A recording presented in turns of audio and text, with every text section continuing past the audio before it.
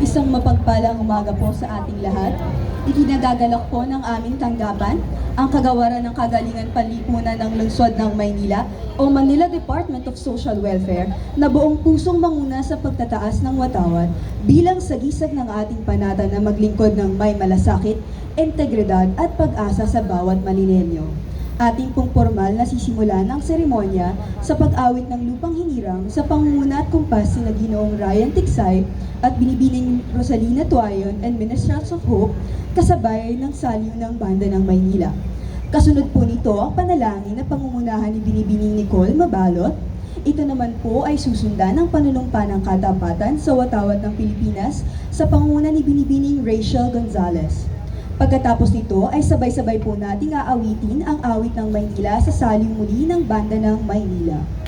Ito naman po ay susundan ng panata sa Bagong Pilipinas sa pangunguna ni Binibining Danchel Salonga. Pagkaraan naman po nito ay pag-awit ng himno ng Bagong Pilipinas. Sa pagpapatuloy ng ating programa, magbibigay ng mensahe ang tagapamahala ng Kagawaran ng Kagalingan ng Panlipunan ng Lungsod, Director J. De La Fuente, na siya ring magpapakilala sa ating punong lungsod, ang kagalang-galang Mayor Francisco Isko Moreno Domagoso para sa kanyang lingguhang mensahe. Ako po si Ira Marie Quintos, isang manggagawang panlipunan, tagapamuno ng programang ito at sa ngalan ng aming tanggapan, inaanyayahan ko po ang mga kapwa ko lingkod bayan na tumindig para sa pambansang awit ng Pilipinas.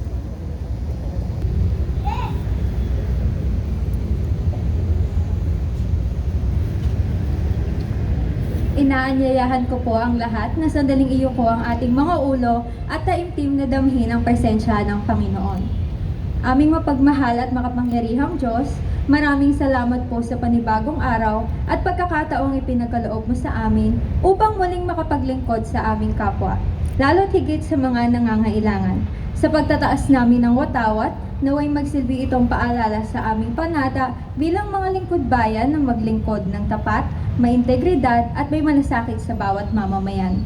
Patnubayan mo po ang aming mga pinuno upang sila ay pagkalooban ng sapat na karunungan, lakas at malinaw na pagpapasya para sa ikabubuti at ikagaganda ng aming lungsod at ng lahat ng nasasakupan nito.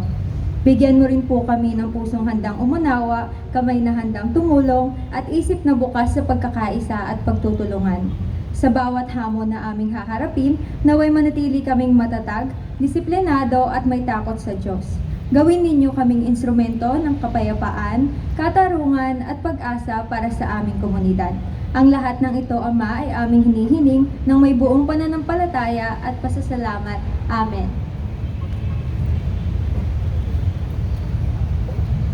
Atin pong itaas ang kanang kamay para sa panunumpa ng katapatan sa watawat ng Pilipinas. Ako ay Pilipino, buong katapatang nanunumpa sa watawat ng Pilipinas at sa bansang kanyang sinasagisan, na may dangal, katarungan at kalayaan na ipinakikilos ng sambayanang makadiyos, makatao, makakalikasan at makabansa.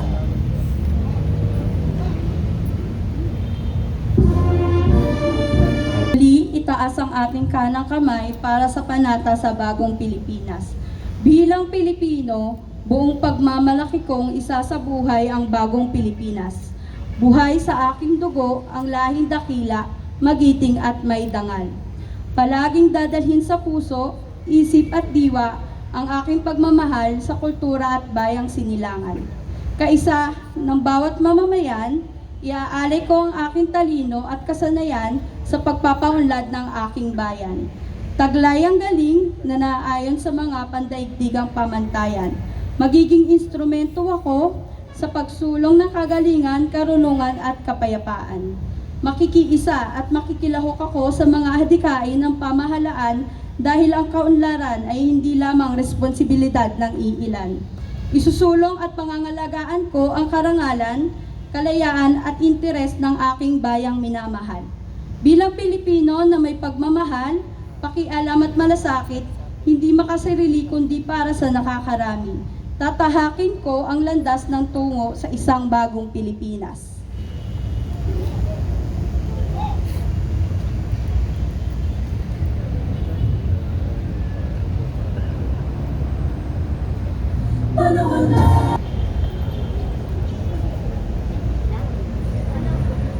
Muli po, aking ipinakikilala ang tagapamahala ng kagawaran ng kagalingan panlipunan ng ating lungsod, Ginoong Director J. De La Fuente.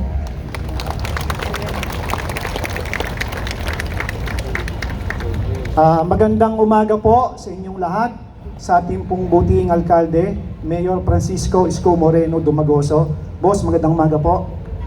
Sa ating pong Vice Mayor Chi Atienza, Secretary to the Mayor Letlet Charcal, City Administrator Attorney Wardy Quintos, Chief of Staff Cesar Chavez, sa mga miyembro po ng Konseho, magandang umaga po sa inyo. Sa lahat po ng kawani ng pamahalaang lungsod ng Maynila at opisyales, isang magandang umaga po sa inyo. Kami po sa Manila Department of Social Welfare, kami po ang departamento na naatasan o merong mandato na mangalaga, magbigay ng proteksyon sa mga matatanda, bata, kababaihan, solo parent, PWD, at sa lahat ng uri ng sitwasyon o anuman, may aberya man o biglaang pangangailangan. At sa ilalim po ng pamumuno ni Yorme noong July 2025, noong nakaraang taon, kami po ay nagpatupad ng citywide curfew o yung Executive Order number 2, kung saan po kami po ay nakapagligtas at nakapagbigay ng proteksyon sa 2,705 na mga minor de edad, lalo na po pagka 10 oras ng gabi. At bahagi po nito, yung pagbibigay proteksyon din po namin sa mga PWD at mga solo parent, yung mga kababayan po natin sa lungsod na Maynila na mayroong disabilidad at mga magulang na mag-isang nagtataguyod ng kanilang mga pamilya. Dito po, mayroon po tayong rehistradong 59,000 na PWDs kung saan nakapagbigay po tayo sa kanila ng amelioration noong nakaraang taong po, July 2025 hanggang Disyembre ng 173,202,000 pesos. At para naman po sa solo parent na mayroon po tayong rehistrado na solo parent sa buong Maynila na 16,165 solo parent, kung saan nakapagbigay na rin po tayo ng allowances nila na 48,800,000. Yan po isa pangunguna ng ating alkalde. At ngayon po, bilang bahagi din po ng aming mandato, ang pangangalaga sa mga naging biktima ng sunog, bagyo, o anumang pong uri ng kalamidad, yung pagpapakain po sa kanila na agaran.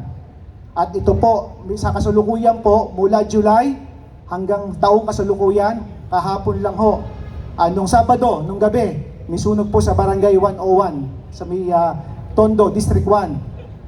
Meron po tayo ngayon, kasalukuyan, natulungan o nabigyan ng tulong sa sunog na 9,500 families, 34,100 individuals, kung saan nakapag-release na po tayo ng 75,800,000 pesos bilang tulong sa kanila.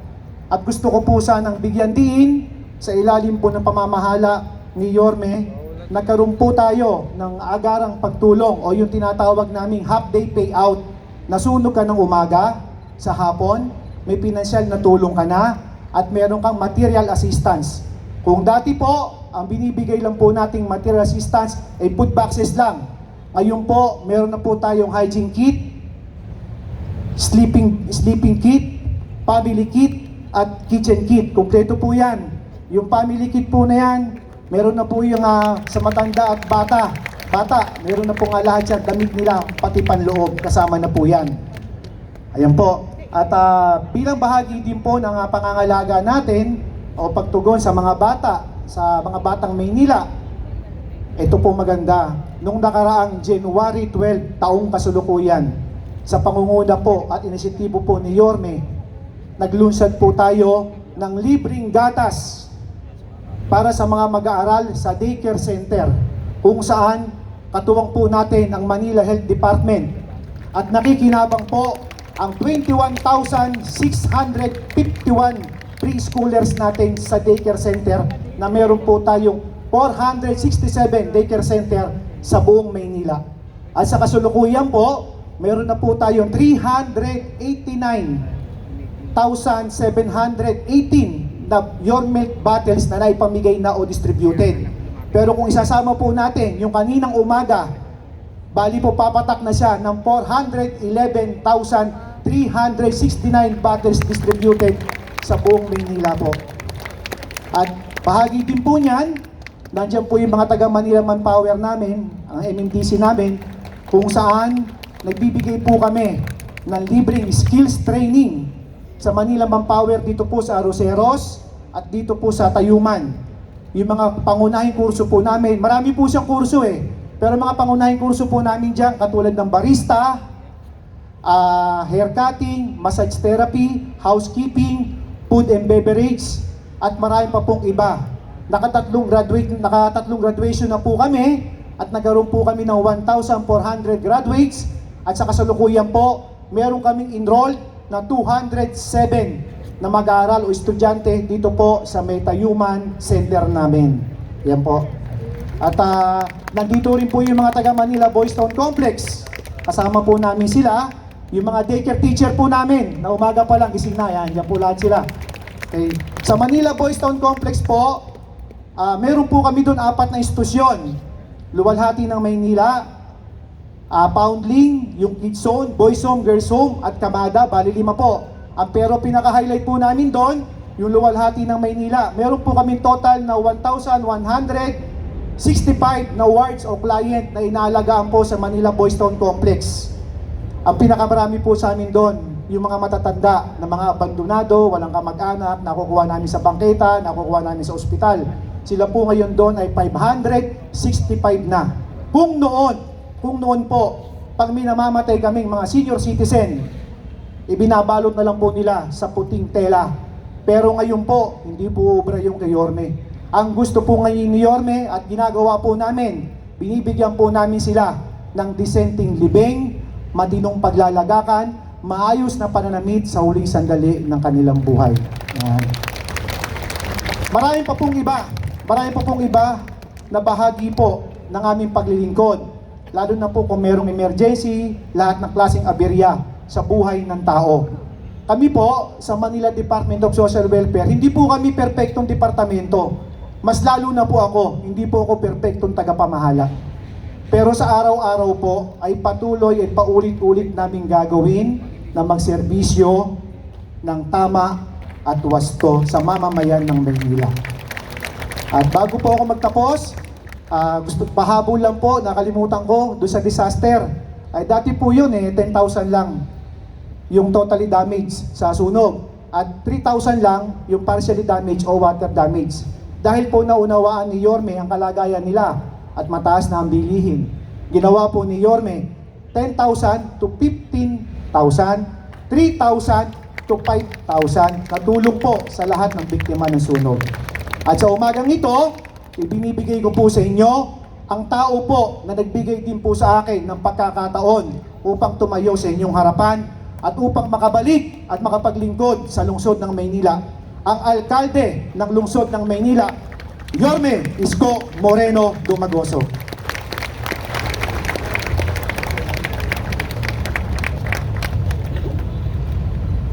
Morning. Jowa ka na? Wala pa rin. Tatapos na yung Pebrero. Alam niyo, huwag sayangin ng panahon. Ang yamang nawalay ay maaaring magbalik. Ngunit ang panahon na nagdaan ay di na may babalik, sabi sa kartilya. Ayan o, typical J. De La Puente. O, palakpakan na. At 10 ng kanyang mga kasamahang maraming eyebag. O, kasi po, totoo naman po yung lahat na sinabi ni J. De La Puente na direktor. Naglalagablab pa yung sunog, nandun na po ang MDSW. Kaya paminsan-minsan, pag nagkasabay-sabay ang aberya, no, hindi na ho sila talaga nakakatulog. Kasi magluluto, maghahanda, magbibigay, maglilista.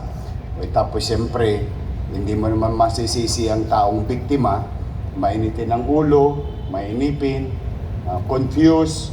That's why I always tell them and to our medical department na ang taong nasa distress will never ever listen to logic or malilito talaga ang tao. Ano?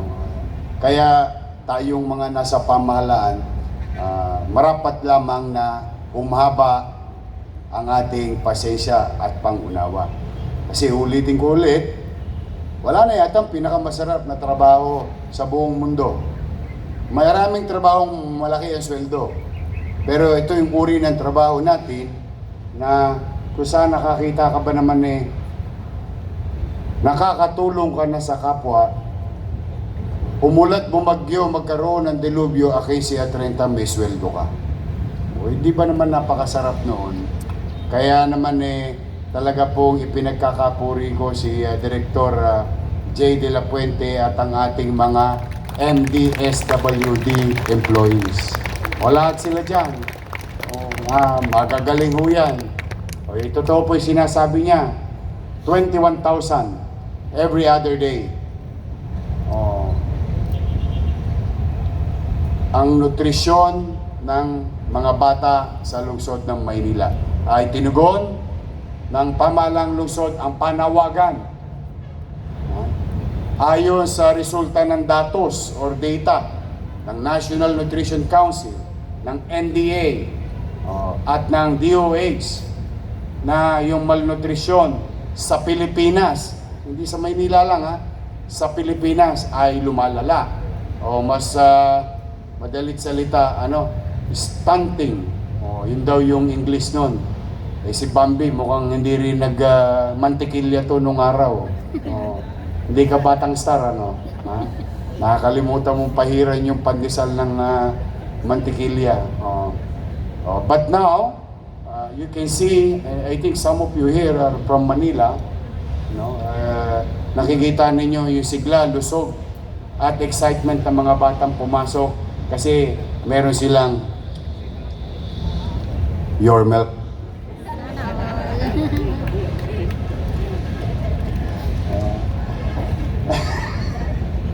Anyway, thank you very much, Jay. Thank you very much sa inyo. Palakpakan natin ang katandem niya ng MDRRMO mga batang amog. Kasi hanggang madaling araw gising thank you rin nga pala may tinagubilin ako sa kanila sabi ko, alam mo, napapansin ko, puntahin tayo ng mga taga-ibang lungsod. Mangyari ba, maraming dahilan, kanya-kanyang dahilan. Yung iba, nakikipisan sa kalsada natin, tapos maya-maya magluluto, at kung misan kung ano pa ginagawa. Yung iba naman, inaabangan yung mga tanso ni Engineer Randy Sadak, yung mga kuryente niya. Nahuli naman ng mga yon. Ngunit, yung mga taong walang masisilungan, bata, matanda, sabi ko, pilitin yung yakapin na yakapin. Pagamat hindi yan atin, pero ipagkapwa-tao na natin. Kaya po dumarami ang populasyon sa Manila Boys Town. Sa bata, at lalong-lalo na yung mga senior citizen natin na medyo pinabayaan na ng kanilang mga pamilya. Tandaan nyo, tatanda rin kayo. Una-una lang yan. But then again, as your city government, through the leadership of Jay De La Puente, yun na, tangan-tangan po natin. Bagay na pinagpapasalamat ko naman sa ating Manila Health Director Grace Padilla, regularly binibisita ng ating mga medical frontliner para kalingain din ang kanilang kalusugan. Thank you very much, Grace Padilla. To all of you here, good morning. Meron po akong nabisita doon sa going back to Manila Boys Town. Medyo yung poste po natin, kasing edad yata ng Boys Town. Talagang tumukod na. Sabi ko kay Engineer Andres, lambingin mo nga yung Meralco, baka kung po pwede. Yung mga poste nilang, kasi ginagawa na po ng Meralco ngayon, correct me if I'm wrong, the way I look at it. Yung mga kahoy na poste ay pinapalitan na ng mas sturdy materials, which is in this case, concrete and metal. No, yan ang nakikita natin ngayon. Sabi ko baka po pwede makadisgrasya tayo ng poste para maayos ulit yung kable ng kuryente sa Boys Town. And with that, today, we have a visitor from One Meralco Foundation, Jeffrey Tarayao, President of One Meralco Foundation. Represented by Ms. Grace Noche, Program Manager. Ma'am. And Joy P. Mendoza, Senior VP and Head Central Business Area. Represented by Peter Paul Garcia, Relationship Manager. Ella Blanca Caparas, Relationship Manager. Huwag po kayo mag-alala. Hindi po nila kasama si Judith. Hoy, marami-rami na kami nabayad, ha? Tuwan-tuwa daw yung Meralco ngayon, eh. Nakakabayad na yung Maynila. Laki ng utang natin sa kanila, 300 milyones, eh. Nung nag-assume ako, eh. Yung isang health center nga ni Padilla, nung, I think, August, hindi pa ako nakakahinga, eh. Naputulan, eh. Pero mabait naman, sabi ko, steady lang kayo, bigay lang kayo ng bigay ng kuryente. Magbabayad naman kami. But I'm happy, thank you very much, Paul. Thank you very much sa iyo. Nakaka-update na tayo. Pero at least wala na tayong Judith sa Maynila, sa Manila Water, sa internet, sa telepono, name it. Meralco na lang kasi medyo malaki yung TOS gas, eh. But then again, I just like to thank you on behalf of the people of Manila sa pangunawa nyo sa amin, sa aming obligasyon. Bagamat yun ay mga nagdaang panahon, I will recognize it. But today, we are very grateful again, heeding the call of our City Engineer Andres na malagay o Boys Town. Yung mga nakanyanggan yung poste ron, todas na yun. Magre-retiro na dahil bibigyan tayo ng bagong poste ng Meralco.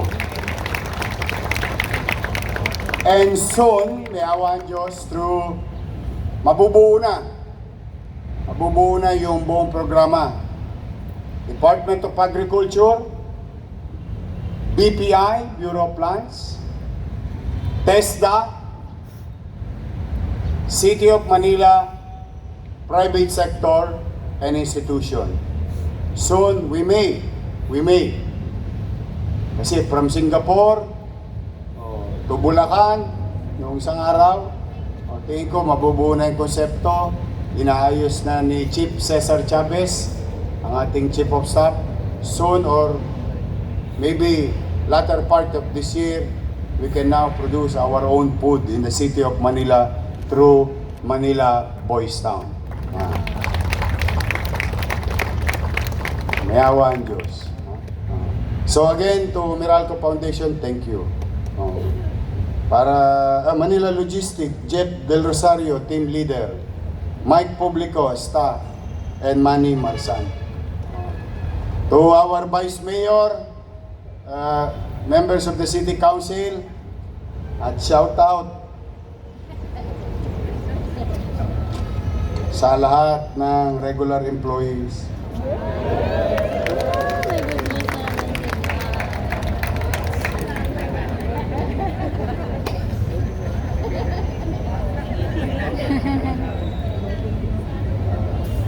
Although ginawa ko na to, nangyayari naman to, but this time around, you know, maayos pa naman yung uniforme nyo, di ba? Maganda pa, di ba? Malinis pa. Di baling luma, wag nyo lang pagninis-nisin. Sulsihin ninyo. Pero malinis pa yung uniform nyo, no?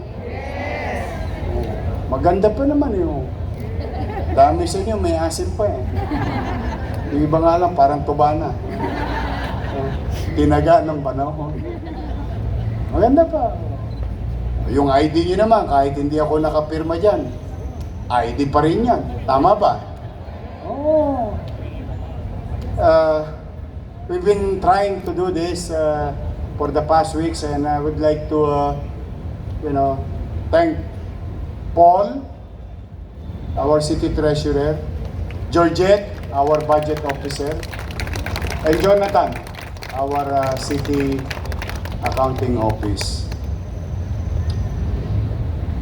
Imbis na ibili ko kayo ng bagong uniforme, minabuti ng inyong lingkod na ibigay na lang sa inyo ng cash, yung 7,000.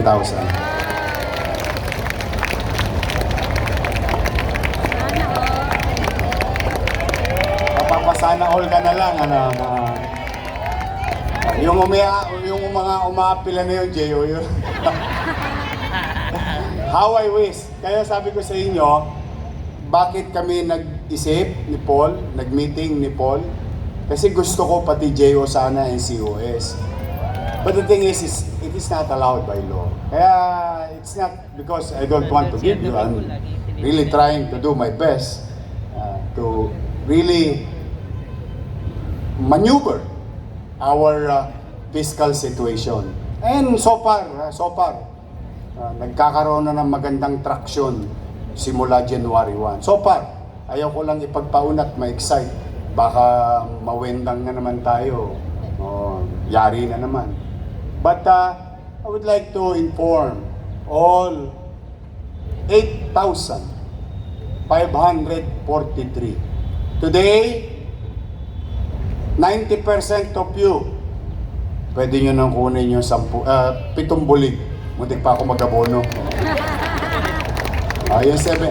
Minabuti kong cash na lang muna para kahit papano, kasi yung iba sa inyo, tingnan mo yung nasa wakali mo, yung nasa kanan mo, before you know it, may problema sila sa loob ng bahay. May pangangailangan. Kaya mas minabuti kong i-cash na lang para kahit papano, may mabubunot kayo ngayong linggong ito na para sa inyong pamilya. Ha? Next year, tingnan natin kung maluluma na uniform ninyo. Kaya, lalaban nyo lagi yan, ha? Di ba ling luma? Wag lang dugyot. Ha? Uli yan. Di ba ling luma? Wag lang pagka nag-ninis-nis, sulsihin ninyo. Yun naman ang sinasabi lagi ng nanay ko.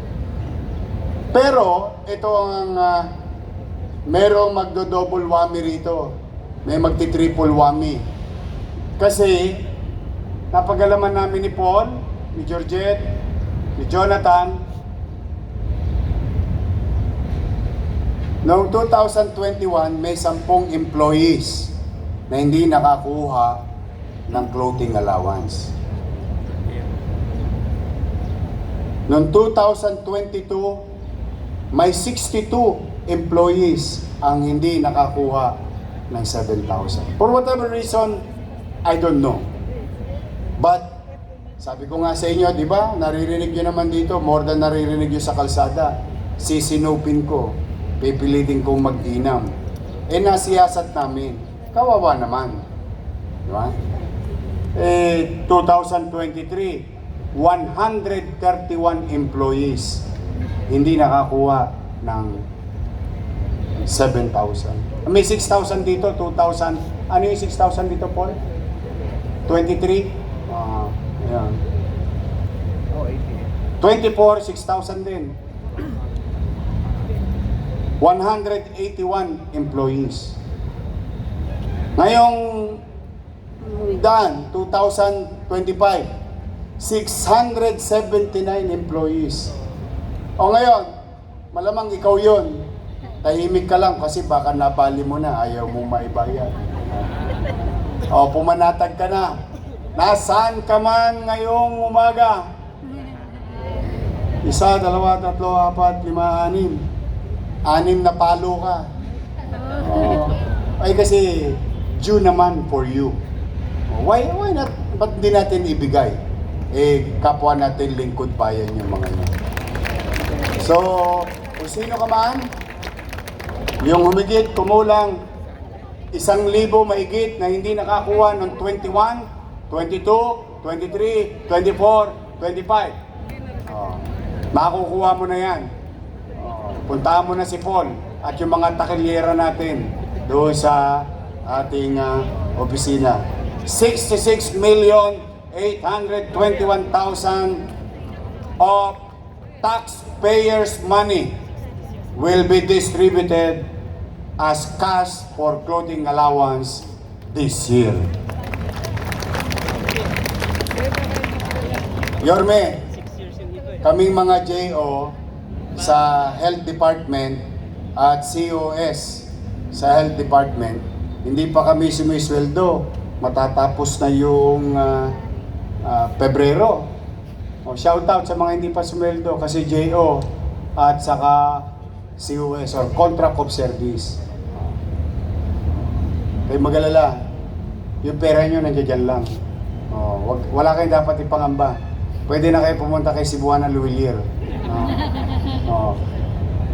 Bakit kayo na-delay? Bakit sila lang? Bakit particular health department? Para sa kaalaman ng iba, as a matter of commitment to you, I've been telling and trying to communicate it to you na the fiscal maneuvering of the city administrations today is really trying to find the legal, proper, or even available so that magkaroon ng kapanatagan ng mga empleyado natin.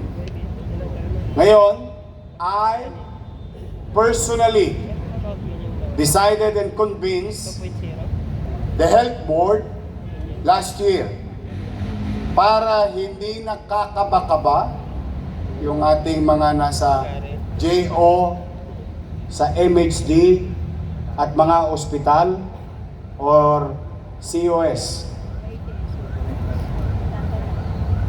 We changed the charging. Ito, mga taga-accounting na maintindihan to. Charging of salary from general fund. Tuwan-tuwa naman ang Meralco dahil may mapagkukunan. From general fund to trust fund ng health fund natin. Nagigets nyo? So, dito dati charge, which is, parang nakita ko parang may mali. Ngunit dito may salapi, nakalutang lang, o dito natin charge ngayon. Now, having said that, doing that changes some documents. Kaya ako sinabi pumunta na kayo kay Cebuana Luwilier. Dahil pwede nang maisalya. But kidding aside, rest assured, this week, may sweldo na kayo.